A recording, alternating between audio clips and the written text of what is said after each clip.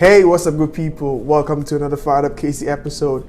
I'm your host, Zeke Wanganga. And hey, if you have not subscribed to our channel, please click subscribe because this is the only show that brings you the top legends from Kansas City and all over the world. So today, I bring to you guys another legend from Kansas City. She is the founder of Mindful Appetite and also the community programs manager for Sporting KC. Please help me make welcome the one and only Chioma Atanmo. How you doing? Good. How are you? Welcome to the show. You're looking great. You're looking great. Thank you for having me. How's your day going so far? It's going good. It's going good? It's not snowing yet, Yes. so I am happy. Exactly, You're from Arizona, so anytime the sun is out, I am happy. Me too. I feel your pain. I am not a snow. I hate the winter. Once it's getting cold, like I wear like 5 layers just to make sure that I stay warm. Same. But for those who do not know who Chioma is, just kind of give them a brief bio about yourself and how you got to where you are today. Yeah, so I moved here. I moved to Kansas City in 2018 from Arizona. I originally was born and raised in the Bay Area, California. My parents are immigrants from Nigeria. I'm one of 6 kids, second oldest, and you know, I would say sports just played a huge role in my life. Just gravitated to playing sports. I played soccer, volleyball, and track in middle school and high school. Hoped that I would play in college, but that was not the case. But I found my way back to sports by working in sports. So worked with a club called FC Tucson and Phoenix Rising. And the connection with Sporting Kansas City is that they would come to Arizona for preseason, MLS preseason. So I would say I've known the sporting organization for almost 10 years now. And yeah, once I, kind of hit my ceiling in Arizona, I wanted a change of pace and moved to Kansas City. But before I moved to Kansas City, I had started my business, Mindful Appetite, and that was out of me figuring out how to exercise and eat after you're not playing anymore. It's like when you're an athlete, you feel like you're just invincible and you can eat anything and you still have muscles. So so a lot of the athletes I was working with in Arizona were like, hey coach, like we still want to work with you. How can we, I'm ready to listen about nutrition and all those things. And I created Mindful Appetite, and it was just a way to also educate myself, but also educate athletes and people transitioning into life after sport onto how to eat right and exercise. And so I mean, I really want to ask this because what inspired you to go into like sport and like being able to go into soccer? What led to that? I really want to hear the story. So I fell in love with soccer because, so my dad was a pastor.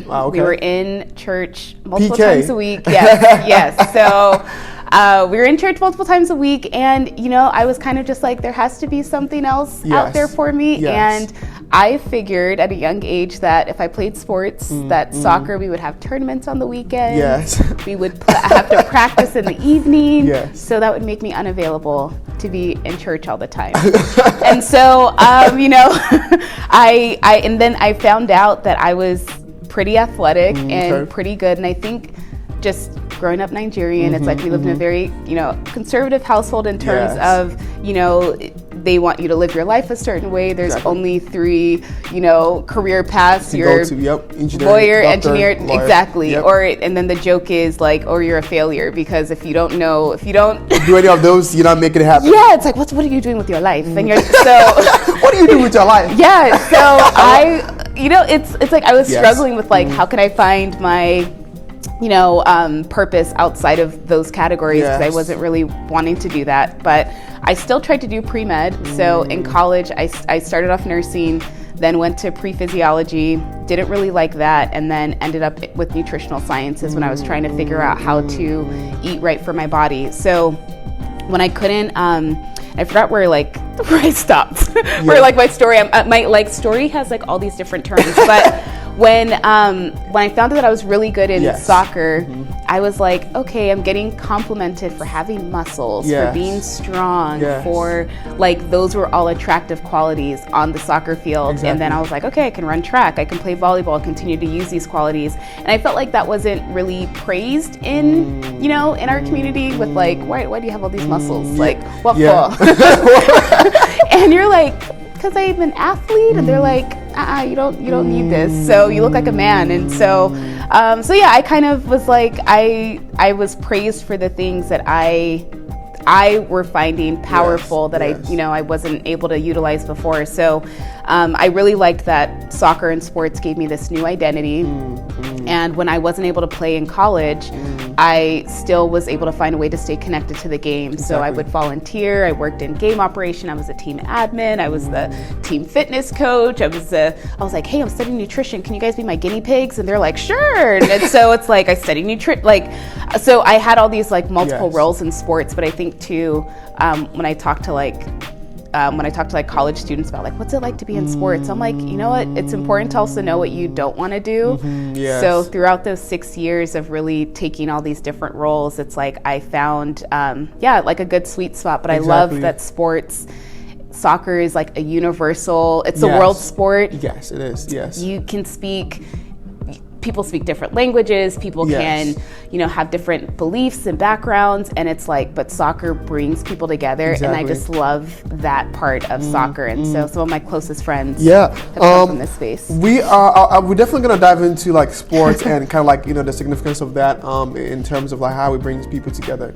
Now, I really want to know this because people who are watching this from outside not understanding the dynamic of being in an African home or being in a Nigerian home. Yes. It's like when you decide to pursue something that is different from the norm, you're kind of seen like an outcast. Like, you're not going to be anything. You're never going to do this. Because I remember when I was still a kid, my brother said he was going to play soccer. He wasn't going to go to school. My dad almost lost it. Like my mom was going to church every day, 7 days a week, praying for him just because he was like, what are you doing? How can you not go to school? Everyone, you have to get a job and all that kind of thing. So talk to me about being able to go into sport and being able to kind of find your own niche, and because I know no one taught you that. You probably didn't see anyone who was doing that thing. So what was that like for you?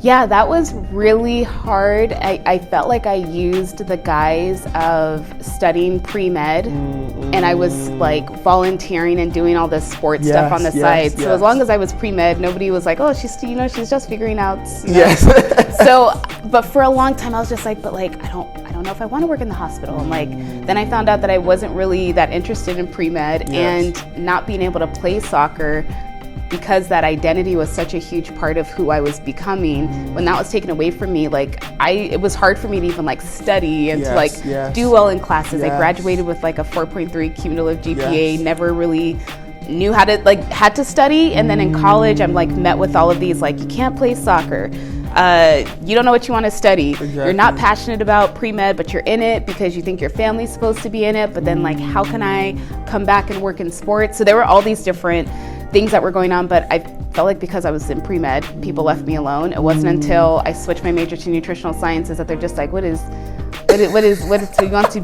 to teach people how to eat vegetables, and you're like, that's okay. But there was a pre-med route of nutritional sciences, so I was like, okay, maybe I can just talk about that instead of but it was definitely a challenge. I would say that it's working for a sports team. It's like sexy to say that. So I feel like people were kind of like, oh, and it's soccer. Soccer is like our people's like sport. Exactly. Yep. So that was like a way to kind of like, oh, like she's pre-med, but like she's in soccer. She's played. This is good for us, and maybe she'll find a husband and a player. And I'm just like, that's not why I'm here. You all hit all the points. Those are the pointers. Yes. So, but it was definitely a struggle. Just like. And it's hard to describe like what you do sometimes in the sports industry because you have so many different roles. So I think for the longest time, like my family just thought I was like a soccer coach. So I was like, fine, I won't debate you guys. We'll just say that. So they'll say like, oh, Chioma, she's a person on the, like we can watch TV, we watch soccer games. So like, it's cool to put like, people were able to make that connection. Yes. Now, because I want us to move into talking about, sports as a whole, but I want to ask this because I know that nutrition is not something that is valued especially in African homes, like in Nigeria. Like, all we know is, you eat fufu, you eat jollof rice, you eat meat. No one ever talks to you about what vegetables and how to reduce your carbs intake and how to increase protein. Kind of talk to us about what is the importance of that, because I think it's a sector that no one really talks about. Yeah, and so one thing that I found really challenging first when I was studying nutrition was that I felt like I was taught the very Eurocentric model of nutrition. So any food that didn't look, like what Europeans or white people in general ate was deemed unhealthy. So I got to a point where I became super restrictive with what I was eating. I remember I lost like a ton of weight if it had more than 5 ingredients. I was like, I'm not putting that in my body because nutrition, and like in school I learned this, and so, but I found out that I was also depriving myself of, foods that I grew up with, food that was, that brought joy and meaning. And being a first generation Nigerian American here, it's like your language and food are the first 2 things that go out the window. So I felt like, okay, if I'm not fluent in Igbo, I want to be able to still maintain the cultural identity of our food. So what I found was that our food, for the most part, is relatively healthy. It's more of just like the portion sizes. And moving to the States, it's like we don't have access to, like, a lot of the stuff is like genetically modified. It's not fresh. I remember when I went back home and it was like, I'm like, oh, this food tastes different. Like even the meat tastes different. Like 100%. Everything's fresh. And so when we come here and things have to be preserved for a long period of time, it's like people who move to the States, it's like now they're plagued with all these different diseases that they never really dealt with back home. Because of the quality of the food. So I would say more of it is like portion control. And also even just finding ways to like even just add more vegetables and stuff to our meals. But I would say for the most part, it's like our food's relatively healthy. It's more a matter of the amount of foods that we eat. That is, I mean, that's 100%. But yes, I mean, 100%. I feel like, portion intake is definitely important, being able to kind of like balance that out. Now let's shift gears a little bit into you being in sport and being able to, work for this top, sport teams and all that. Now, have you seen any cultural differences in terms of, because I know soccer is very broad, like players from Europe, Africa. Working in these teams, have you seen any challenges that most people face that you think if people knew better, they would do better? Yeah, well, I would say working in sports, I'm usually like the only like Black person, Black, a lot of times only female in rooms. And if you look at just like the demographic of where our players come from, a lot of them are Black players. So it just makes me think of like, okay, who's writing our stories? Who's commentating, the game? How are they describing the players on the field? Because if you're describing, a Black player as powerful and athletic, but, European players as like intellectual and look how graceful they are with the ball. It's that plays a role into how people interpret the game, and that in the long run can also jeopardize how an athlete is interpreted, and just like in general, like when that athlete moves into life after sport, it's like, are they going to be a coach? Not if you're described as strong, athletic, powerful, and aggressive, but if you're intellectual, it's like, oh yeah, we can hire him to be a coach because that's how we described him in the game. So I would say the challenges right now in sports is just having more, Black voices of color, even just like the LGBTQ space, just making sure that we're more inclusive on how people are interpreting and telling our stories. And when decisions are being made, like what's the demographic in the room of the people making those decisions? And I mean, speaking of which, because you kind of touched about how life after playing soccer. Because I feel like every player thinks this life is going to last forever. But the truth is, it never lasts forever. Now, speaking on that, what do you think are some major challenges that most players face like life after playing soccer, or when they got injured and life becomes this whole different thing? Yeah, so you grow up having access to all these, like staff and equipment and just like rehab specialists, and once you get injured, you have a whole team that's able to help make you healthy. And once you're no longer a part of the team, you don't get access to those resources anymore, or it's a very limited fashion. So people struggle with, okay, how do I eat now for my body? How do I exercise now for this body that's going to, get bigger, it's going to lose muscle? What I found in I didn't play professionally, but what I found when I was in college, when I wasn't playing soccer anymore, was that all the injuries that I compounded over the years started to like surface. So like I felt like my body was in pain all the time.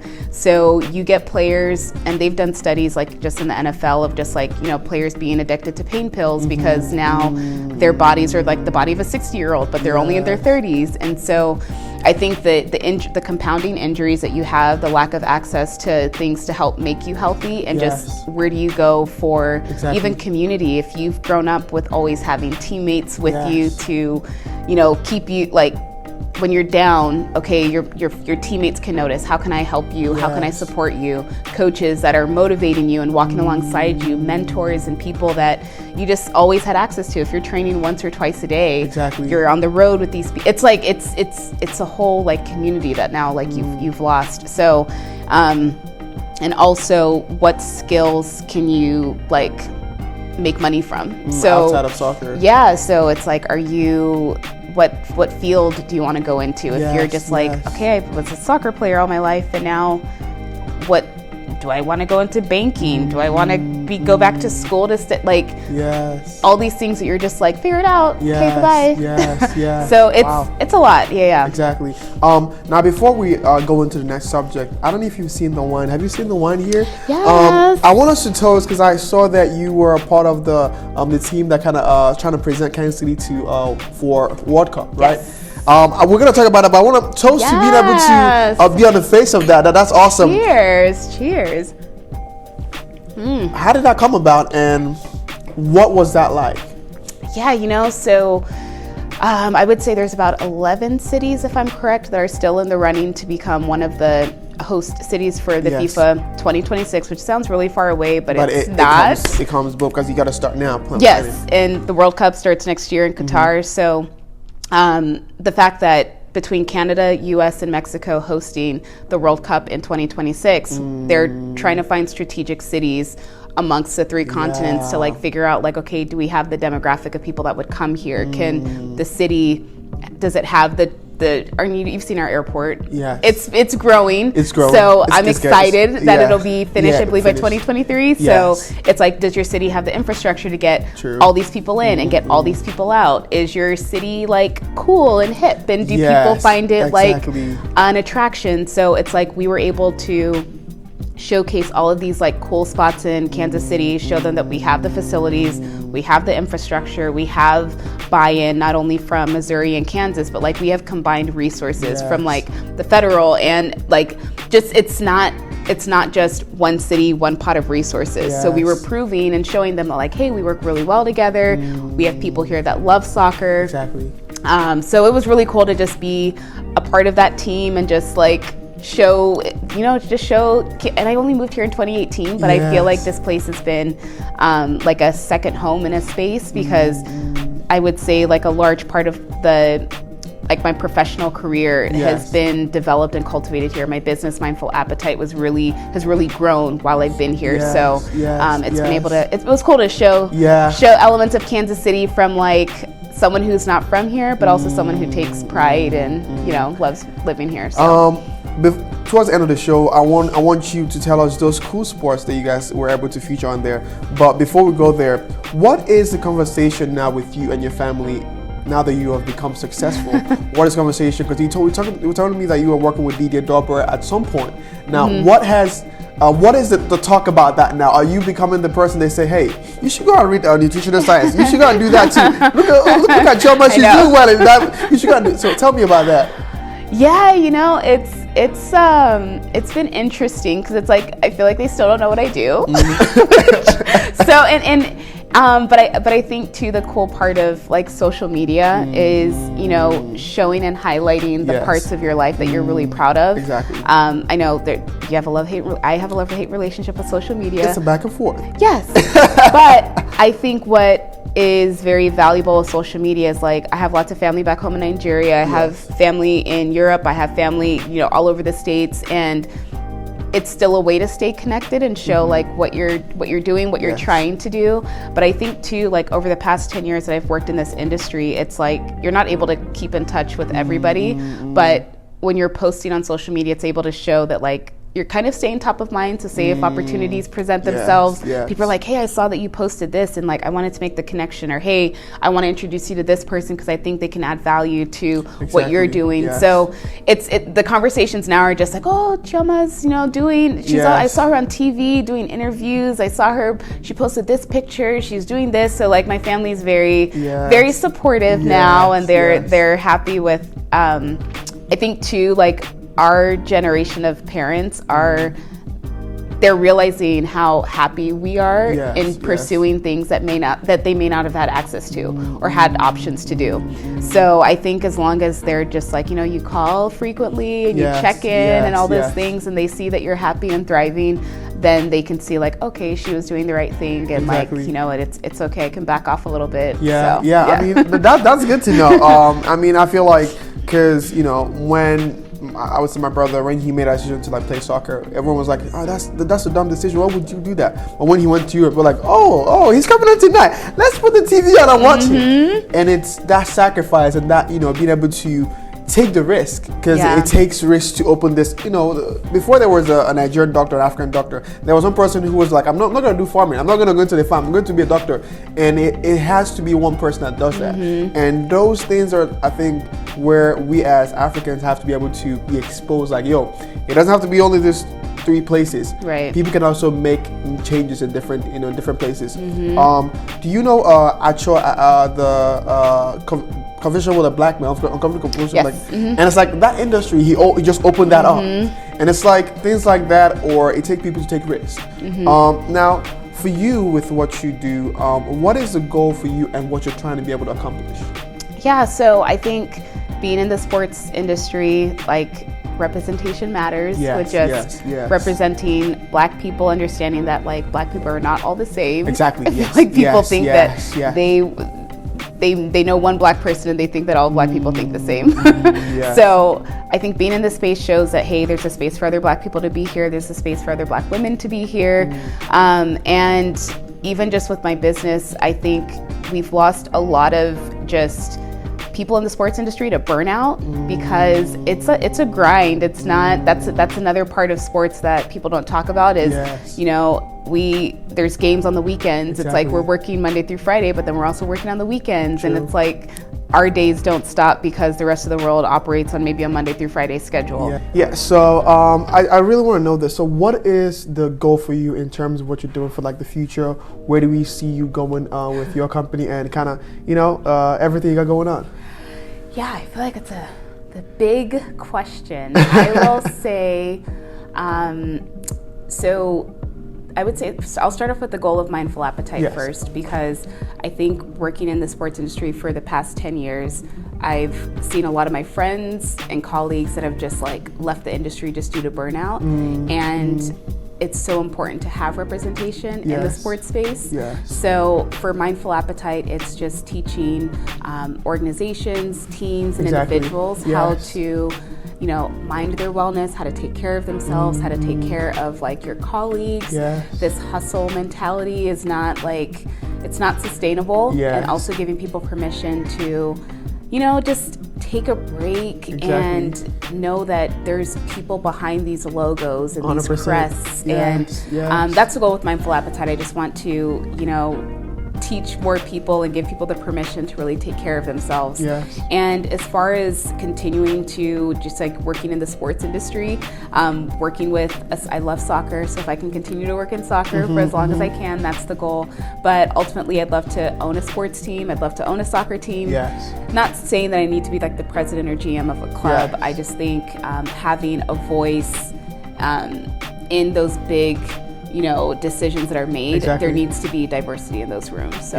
I mean, 100%. I think that's important. I think we were talking about a couple announcers in Europe. You mentioned a couple names like people like in soccer that like do an announcement, and I feel like, you know, kind of like what you talked about. How are these players being described as being smart, intelligent? So we need more, you know, people of color in those industries to be able to better represent us. Have you seen the show? What is it called? The soccer coach. Ted Lasso. Ted Lasso. Okay, I have not, and oh my gosh, everyone's gonna like can't believe you haven't seen Ted Lasso. It's on my goal to watch over winter break. Okay. So I'm just gonna binge watch. It's a good winter break. Yeah. And I hear it. I'm so excited to watch God. it. So Yes. winter break. Oh my God. It is. It's the funniest show you've watched. It's the most cliche. Yeah. As he says, it is. Yeah, it is. Yeah, he did a great job. But yeah, that's a good one to watch. But then before we go, do you go out in Kansas City at all, or do you do any fun stuff in KC, or you just work? You know, it's like I enjoy going to restaurants and eating. I think one thing that I miss in Arizona was like I would go hiking all the time and just being outdoors. So I enjoy just going to walks and just being outdoors when it's not snowing. Exactly. Yes. But I would say more of like the restaurant scene is what I enjoy doing more of. Yes, and yes. Yeah, I'm like, work keeps me busy, but I'm always down to eat good food and drink some red wine. Sweet. We've come to the end of the show, but I want to say thank you so much for coming on the show. It's an honor to sit with you and chat with the leader, a top person in Kansas City, and you're doing great things, and it's an honor to sit with you. Let me shift to a little bit to the game section. I'm going to ask you. It's not a yes or no, but it's based on how you feel. What would you say is one of a few of the top people you've worked with and you really enjoyed working with them? Yeah, I'm like thinking back. I would say, so Kate Norton is one of the women that I worked with in Arizona who really just kind of took me under her wing and just showed me how to, just first off, I think just her being a woman in that space was just powerful for me to see. Yes. But I think too, when you are sometimes the only woman, there can be that scarcity mindset of like, okay, if I show this girl the ropes, then she can take my job. And eventually when she had moved on to another role, I asked for her role, and it was this perfect transition because I had seen her over the past like 2-3 years doing this job. So I would say Kate Norton has been someone who has been really important in my career.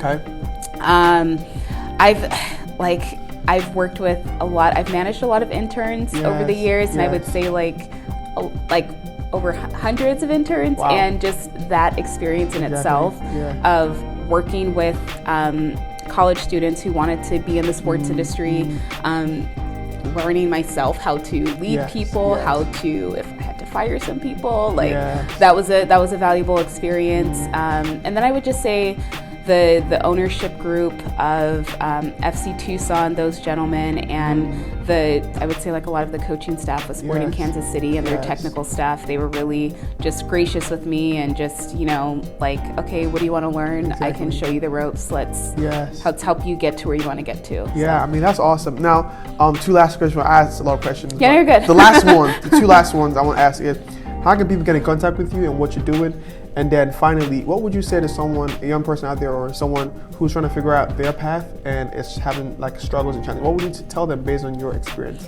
Yeah, so you can get in touch with me at on Instagram. I'm probably the most active, so just Chioma Atanmo on Instagram. Mindfulappetite.com is my website, and then I would say first name, last name on all platforms. Sweet. Twitter the same, Facebook.